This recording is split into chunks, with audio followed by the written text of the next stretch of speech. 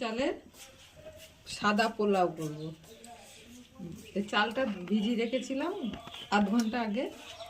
এই যে কাজু কিশমিশ রেখেছি, চিনি গুঁড়ো করে রেখেছি, ঘি, আদা, তেজপাতা, এই যে গোটা গরম মশলা আছে, এখানে আছে এলাচ, লবঙ্গ, দারচিনি, আর কটা কাঁচা লঙ্কা রেখেছি, একটু আদা রেখেছি। জলটা গরম হয়ে গেছে, জলের মধ্যে একটু সাদা তেল দিয়ে দিলাম।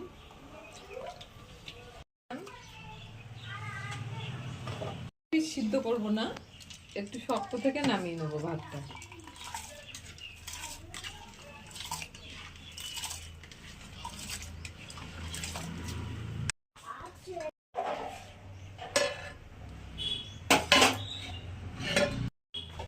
এবার ভাতটা নামিয়ে দেবো, একটু শক্ত থেকেই নামাবো।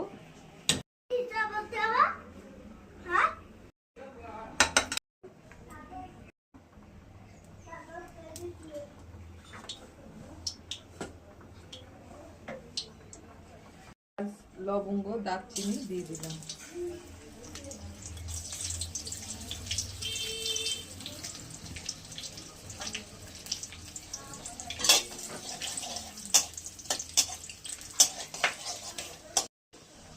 কাজু কিশমিশ দিয়ে দিলাম।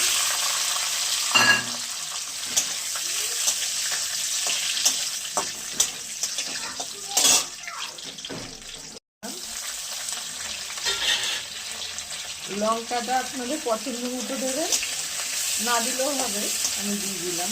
দুটো তেজপাতা দিলাম, লবণ দেওয়াই আছে, আর একটু লবণ দিলাম।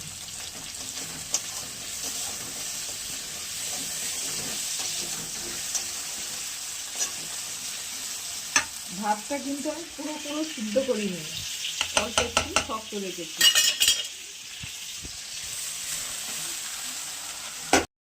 দিয়ে দিলাম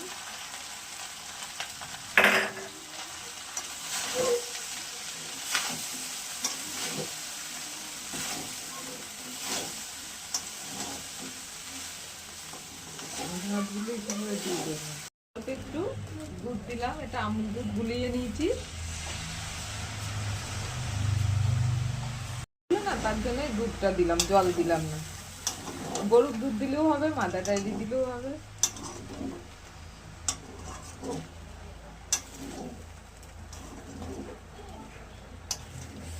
এবার গ্যাসটা আস্তে করে দিয়ে একটু স্টিমে দিয়ে দেবো।